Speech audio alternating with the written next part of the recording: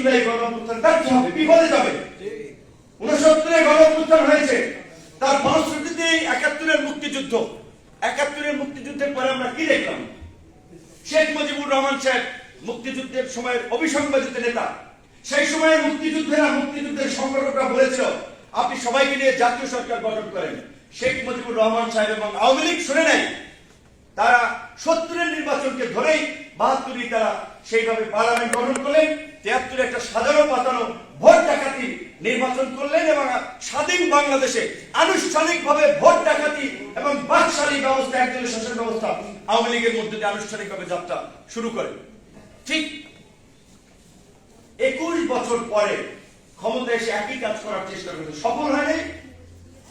2008-এ এসে কিন্তু দেখেন টানা 16 বছর 4 টার্ম কিন্তু তারা এই ফ্যাসিবাদী ব্যবস্থা কায়েম করার চেষ্টা করেছিল। তো এইবার এই যে যারা আন্দোলন করেছেন সবাই যার যার ধান্দা নিয়ে ব্যস্ত আছেন। আওয়ামী লীগকে নিষিদ্ধ করার প্রশ্নে কোন রাজনৈতিক দলের ছাত্র নেতৃবৃন্দের আমরা শক্ত অবস্থান দেখতে পাচ্ছি না। আওয়ামী লীগ নিষিদ্ধ করার দাবিতে কয়টা কর্মসূচি করেছে কোন দল, কোন ছাত্র সংগঠন আন্দোলনকারীরা? ধারাবাহিকভাবে কর্মসূচি চালানো দরকার ছিল, কিন্তু আমি বুঝতেছি না কেন তারা আওয়ামী লীগের প্রশ্নে আসলে একটা সুবিধাবাদী অবস্থানে নিচ্ছে, মানে গাছারা ভাব। আওয়ামী লীগ যদি সুযোগ পায় কাউকে কিন্তু ছাড়বে না, কাউকে ছাড়বে না। আর আওয়ামী লীগকে কামব্যাক করানোর জন্য ন্যাশনাল ইন্টারন্যাশনাল অনেক ধরনের এজেন্ট এখানে কাজ করবে, ফান্ড করবে। কাজী ছাত্র নেতৃবৃন্দ থেকে শুরু করে সমস্ত রাজনৈতিক দলগুলোকে বলবো আওয়ামী লীগের প্রশ্নে আপনাদের অবস্থান পরিষ্কার করেন। আওয়ামী লীগের প্রশ্নে আপনাদের অবস্থান পরিষ্কার করতেই হবে। এবং জনগণকে বলবো 71, 90, 2007 সাল, এই 24-এ অসংখ্যবার এই দেশের সাধারণ মানুষ, ছাত্র জনতা, কৃষক শ্রমিকের সন্তানেরা জীবন দিয়েছে।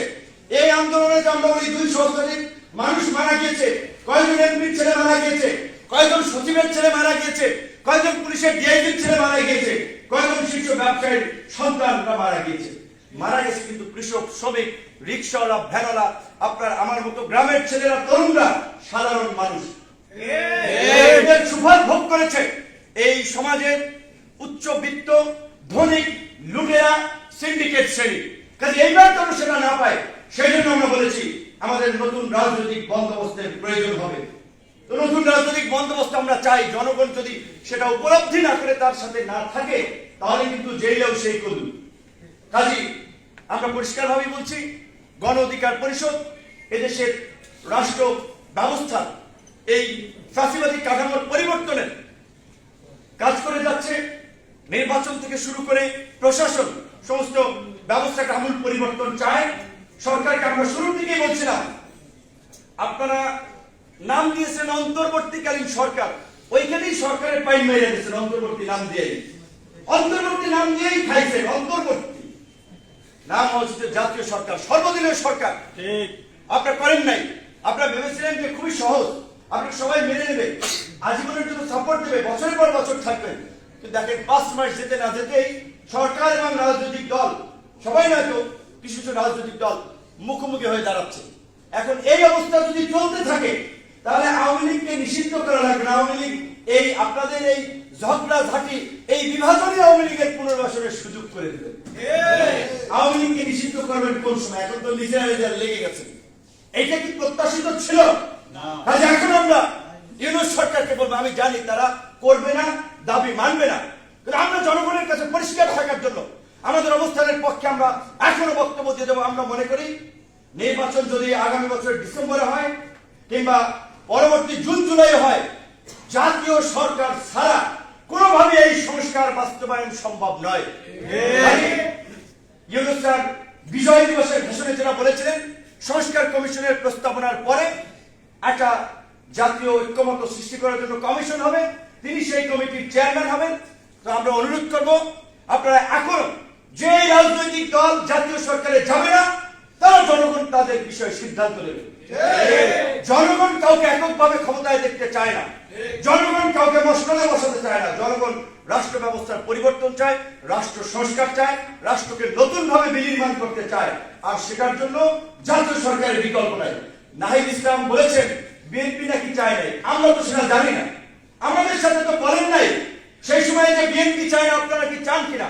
বিএনপি না চাই তো আমরা সবাই মিলে জাতীয় সরকারের পক্ষে দাঁড়াবেন।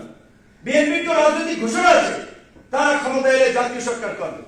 তো নির্বাচনের পরে জাতীয় সরকার হলে, এখন জাতীয় সরকার করলে তো বিএনপির সমস্যা থাকার কথা না।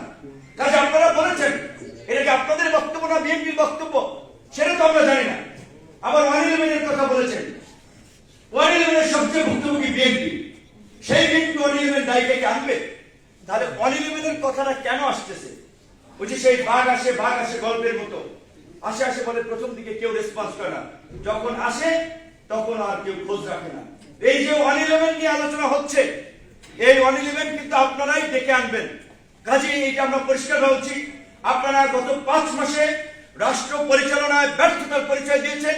অনতিবিলম্বে উপদেষ্টা পরিষদ পুনর্গঠন করেন এবং সমস্ত রাজনৈতিক দল, আন্দোলনের অংশীদার, নাগরিক সমাজ সহ সবার সাথে আলাপ আলোচনা করে জাতীয় ঐক্য এবং সংহতির মাধ্যমে আগামী বাংলাদেশ বিনির্মাণে জাতীয় সরকার গঠন করেন। অধিকার পরিষদের আজকের আলোচনা থেকে এটাই আমাদের আহ্বান। ধন্যবাদ।